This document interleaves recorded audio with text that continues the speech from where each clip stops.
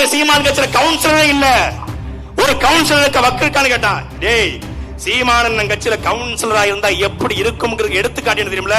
உங்கள் குளச்சல்ல கப்பியறை பேரூராட்சி இருக்கக்கூடிய சீமானுடைய தங்கை எங்களுடைய ஆன்சி சோபா ராணி தாண்டா தமிழ்நாட்டினுடைய கவுன்சிலர்களே முதன்மை கவுன்சிலர்.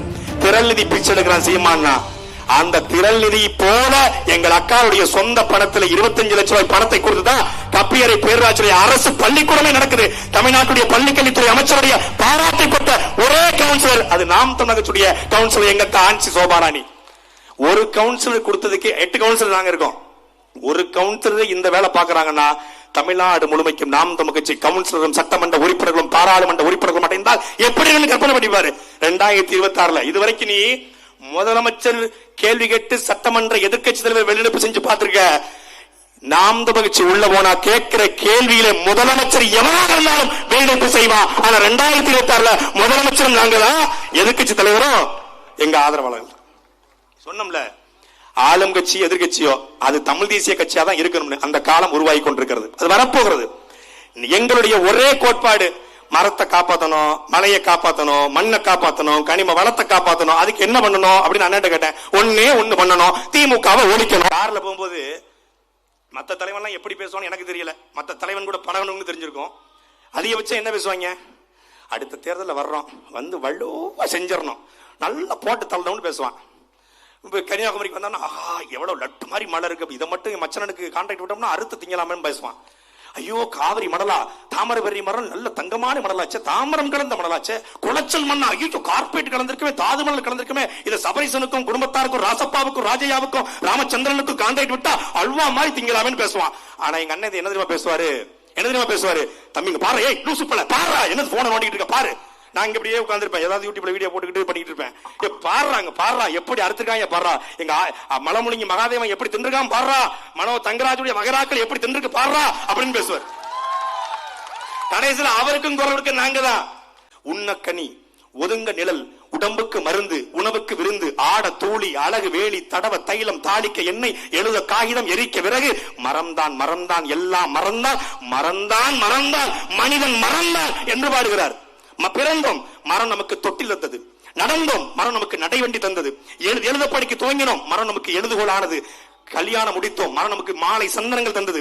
படுத்தோம், மரம் நமக்கு பஞ்சு தலையணை தந்தது. வயதானோம், மரம் நமக்கு ஊண்டுகோள் ஆனது. இறந்தோம், அதுவே சவப்பட்டி ஆனது. பிணமாய் படித்தோம், மரமே நம்மை கொல்லிக்கட்டையாக மாறி எரித்தது. மறந்தான் எல்லாம் மறந்தான் மனிதன் மறந்தும். விமர்சன அரசியல் செய்யறவங்க நாம் தமிழ் கட்சி வெறும் ஒரு கூட்டம், அது ஒரு கும்பல் அப்படி இல்ல. அன்பிற்குரிய மக்களை, ஆட்சிக்கு வராத நாம் தமிழர் கட்சி சுற்றுச்சூழல் பாசறை மூலமாக தமிழ்நாட்டில் இதுவரைக்கும் 25 லட்சம் மரங்களை ஒரே நாளில் நட்ட கட்சி அது நாம் தமிழர் கட்சி மட்டும்தான். என்ன செய்ய, பெரும்பாலும் இந்த கன்னியாகுமரி மாவட்டத்தில் வாழ்றவங்க பார்த்திருக்கேன். கல்யாணம்னா 300 பவுன் போட்டுதான் கல்யாணமே. அவர் ஆட்டோ டிரைவர், தப்பானவர் கிடையாது, ஆட்டோ டிரைவருக்கு 150 பவுன். பிஇ படிச்சு டிசிஎஸ்ல ஒர்க் பண்ணா 250 பவுன் குறைஞ்சது. யூடியூபருக்குலாம் 500 பவுனா கன்னியாகுமரியில. என் தம்பி கிம்லருக்குலாம் பயங்கர டிமாண்ட். 500 பவுன் ஒரு காரு, ஒரு வீடு. எதுக்கு? அடுத்த தலைமுறை காக்கிறதுக்கு. 500 பவுனை சேர்த்து வச்சு காரை வாங்கி வச்சு, ஃபார்ச்சுனர் கார், அதுவும் எங்க ஆளுக்க கன்னியாகுமரி வாழ்ற எங்க சொந்தங்கள்லாம் 3 மாடியில வீடு, 4 கிரவுண்ட்ல வீடு. பார்த்தா பயங்கரமா இருக்கும். ஒவ்வொரு வீட்லயும் 8 ரூம் பயங்கரமா. எங்க அக்கா வீட்டுல போட்டு மிரண்டேன், அப்படி இருக்கும். ஒவ்வொருத்தங்களும் அந்த வீடை கட்டி வச்சு, பணத்தை சேர்த்து வச்சு, நகையை வச்சு, எதற்காக? அடுத்த தலைமுறைக்காக. இந்த மண்ணும் இந்த மலையும் இந்த காடும் இருந்தால்தானே உங்கள் 500 பவனும் உங்கள் வீடும் இருக்கும். அதை காப்பாற்றத்தான் செந்தவரின் சீமானும் தம்பிகளும் இந்த கூட்டத்தை நடத்துகிறோம். கன்னியாகுமரியினுடைய பணம் என்ன, வளம் என்ன, அழகு என்ன, மலைகள். அந்த மலையை சுக்கா நொறுக்கிட்டு இருக்கான். ஒரு நாளைக்கு 600 லாரிகள் மூலமாக கேரளாவுக்கு மலைகள் கடத்தப்படுகிறது, தாஜ்மஹல் கடத்தப்படுகிறது, எம்சாண்ட் கடத்தப்படுகிறது. இதற்காகத்தான் நம்முடைய தாத்தா குமரி தந்தை என்று போற்றப்படுகிற மார்சல் நேசமணியும் நம்முடைய தாத்தா குஞ்சன் நாடாரும் போராடி இந்த கன்னியாகுமரியை மீட்டெடுத்தார்களா? சொல்லுங்கள். நாங்கள் மான நாடார்கள், நாங்கள் மான பிள்ளைமார்கள், நாங்கள் பெர்னாண்டஸ், நாங்கள் பரவர்கள், நாங்கள் தேவமார்கள், நாங்கள் கோணாக்கமார்கள், நாங்கள் அவர்கள் இவர்கள் என்கிறீர்களே. உங்களுடைய பலம் உங்கள் கண்ணு முன்னே கொள்ளை போகிறது. அப்புறம் என்ன மயத்துக்கு உங்க மூஞ்சில மீச என்று கேட்கத்தான் உங்கள் பிள்ளைகள் வந்துக்கிறோம். அப்புறம் என்ன என்ன பெருமை, என்ன சாதி பெருமை, என்ன மத பெருமை? இத்தனை கடவுள், இத்தனை கடவுள், இத்தனை சாமி, இத்தனை சாதி, மலையை காக்க முடிஞ்சதா? கேரளாவில் மலையே இல்லையா? ஏங்க இந்த மேற்கு தொடர்ச்சி மலை நல்லா எப்படி வச்சுக்கோங்க, மைக்கு தான் மேற்கு தொடர்ச்சி மலை, இந்த பக்கம் கேரளா, இந்த பக்கம் தமிழ்நாடு. அங்கே கெட்டுகிற விழிஞ்சம் துறைமுகத்திற்கு, அதானியினுடைய துறைமுகத்திற்கு தமிழ்நாட்டிலிருந்து மலைகளை வெட்டி கொண்டு ஒரு நாளைக்கு 600 லாரிகள் மூலமாக விழிஞ்சம் செல்கிறது. ஏன் கேரளாவில் வெட்ட முடியல? ஏன்னா உங்களுக்கு தெரியும். இதை சொன்னதுதான் தக்கலையில 56 நாள், அப்புறம் கண்டிஷன் பெயில், அப்புறம் புழல்ல 230 நாள். இதை கேட்டதுக்கு தான் என்ன கேட்டேன்? அந்த மண்ணை, மலையாளத்தை தாய்மொழியா கொண்ட அந்த மண்ணையும் மக்களையும் உயிராக நேசிக்கிற ஒரு தலைவன் இருக்கிறார் இங்க இல்லை. அதை உருவாக்கத்தான் உங்கள் பிள்ளைகளாக வந்திருக்கிறோம். சீமான் என்ற ஒரு தலைவன் இந்த நாட்டை ஆண்டு கொண்டு இருந்தால் அவனுக்கு கனவுல வருமா மலையை உடைக்கணும்னு? அன்பிற்குரிய மக்களை, ஊழல் என்பது ஒரு பெரிய பிரச்சனை இல்ல. காமராஜர் போல ஒரு சிறந்த தலைவன் நாட்டிலே முதலமைச்சராக அமர்ந்தால் அடுத்த நொடி ஊழலை ஒழிக்க முடியும். அந்த ஊழல் செய்த பணத்தையும் மீட்க முடியும். கலாநிதி, உதயநிதி, இன்ப நிதி, துன்ப நிதி, துயர நிதி, துக்க நிதி, எல்லா நிதியும் தூக்க முடியும். அப்புறம் பூரா தூக்க நிதியா மாறிடும். அப்புறம் பறையசையும் அடிக்கும், மங்கள ஓசையும் கேட்கும். அது பண்ண முடியும். ஊழலை ஒரு நொடியில ஒழிக்கலாம். ஆனால் எங்க அண்ணன் சொல்லுவாங்க அடிக்கடி, தம்பி மரத்தை வெட்டினா ஒரு 20 ஆண்டுகள்ல ஒரு பெரிய ஒரு இதை உருவாக்கி, ஒரு போர் பிரகடனத்தை உருவாக்கி மரத்தை நட்டலாம்ப்பா. 10 கோடி பனை திட்டம், பல கோடி பனை திட்டம், 10 கோடி மரம்னு போட்டு அடிச்சிடலாம்ப்பா.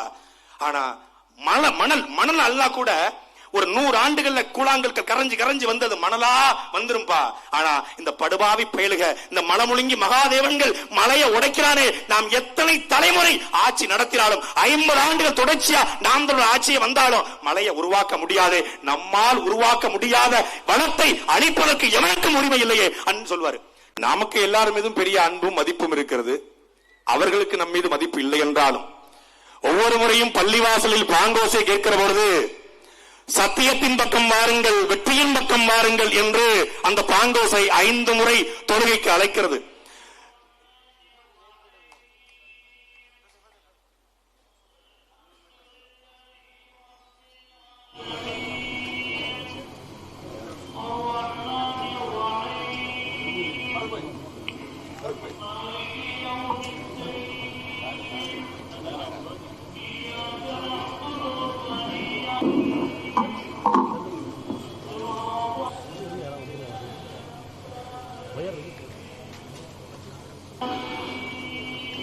ஒவ்வொரு முறையும் பாங்கோசை சத்தியத்தின் பக்கம் வாருங்கள், வெற்றியின் பக்கம் வாருங்கள் என்று அழைக்கிறது. பெருமதிப்பிற்குரிய இந்த மண்ணிலே வாழ்கிற இஸ்லாமிய சொந்தங்கள் வெற்றியின் பக்கம் போகிறார்கள். ஆனால் சத்தியத்தின் பக்கம் சென்றார்களா என்பதுதான் எங்களுடைய கேள்வி, சீமான் தம்பிகளுடைய கேள்வி. சத்தியத்தின் பக்கம் நீங்கள் நிற்க வேண்டும் என்றால் சத்தியத்திற்காக இருக்கிற நாம் கட்சியின் பக்கம் தான் நீங்கள் நின்றிருக்க வேண்டும். ஆனால் கூட்டம் போடக்கூடாது என்று நீங்கள் வெற்றியின் பக்கம் நின்று பேசுகிறீர்கள். ஆனால் சத்தியம்தான் ஒரு நாள் வெற்றி பெறும் என்று உங்களுக்கு தெரியல. எது சத்தியம், எது நிலையானதோ சத்தியம், எது உண்மையானதோ சத்தியம். இந்த மண்ணும் மலையும் காடும் சத்தியம். அந்த காட்டையும் மலையும் போராடுகிற நாம் தமிழர் கட்சி சத்தியம், சீமான் சத்தியம். எதுக்கு இது தலைப்பு? வணங்குகின்ற சாமியா இல்ல வாழுகின்ற பூமியா?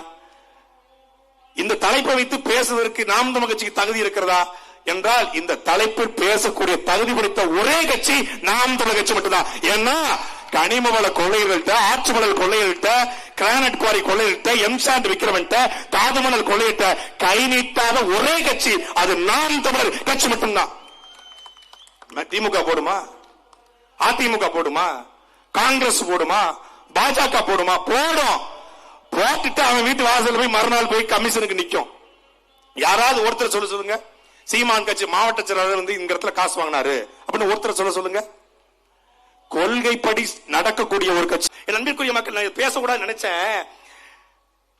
தமிழ்நாட்டில் செந்தில் பாலாஜின்னு ஒரு அமைச்சரை வெளிந்து தூக்குறாங்க. அவரை தூக்கின உடனே அவருடைய பதவியை யாரு கொடுக்கறாங்க? முத்துச்சாமி என்கிற ஒரு அமைச்சர் கொடுக்கறாங்க. ஆவடி நாசர்னு ஒரு அமைச்சர் பதவியிலிருந்து தூக்குறாங்க. அவரை தூக்கி யாரு கொடுக்கறாங்க? செஞ்சி மஸ்தான் கொடுக்கறாங்க. செஞ்சி மஸ்தான் அமைச்சர் பதவியை தூக்கிட்டு யாரு கொடுக்கறாங்க? மீண்டும் ஆவடி நாசருக்கு கொடுக்கறாங்க.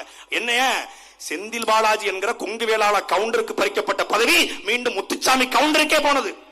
ஆவணி நாசனம் பறிக்கப்பட்ட இஸ்லாமியருக்கு பதிக்கப்பட்ட பதவி மீண்டும் செஞ்சி நாசரிக்க போனது, செஞ்சி மஸ்தானுக்கே போனது. செஞ்சி மஸ்தான் என்கிற இஸ்லாமியருக்கு பறிக்கப்பட்ட அமைச்சர் பதவி மீண்டும் ஆவணி நாசரிக்க போனது. மனோ தங்கராஜ் என்கிற இந்த மண்ணின் மகன் எங்கள் அண்ணன் நாடாயிரம் பறிக்கப்பட்ட பதவி ஏண்டா இன்னொரு நாடார் சமூகத்தை சார்ந்த ஒரு அமைச்சருக்கு கொடுக்கப்படல? நீதான் சமூக நீதி கட்சியாடா? ஏன் நாடார்கள் ஓட்டு வேணும், நாடார் கொடி பிடிக்கணும், நாடார் கோஷம் போடணும், ஆனா அமைச்சரவையில் மட்டும் நாடார்கள்? இதுதான்டா கேடுகட்ட கேவலமான சனாதனம். இதுதான்டா சனாதனம். அதை ஒழிக்கத்தான் உங்க பிள்ளைகள் வந்துக்கிறோம். எங்க அண்ணனுக்கு சேர்த்து நாங்க தான் பேசணும். அவர் ஏன் மேலே வழக்கு போடுவாரு, எங்க அண்ணன் மேல வழக்கு போடுவாரு. போட்டாலும் பரவாயில்ல. முட்டுச்சந்தில் போட்டு முடக்க நினைத்தாலும் கொள்கை தலைவனின் பேச்சை கேட்க நாங்கள் கூடுவோம் என்று கூறியிருக்கிற குளச்சல் மண்ணில் வாழ்கிற மாணவ தமிழர் அனைவருக்கும் என்னுடைய அன்பு வணக்கம்.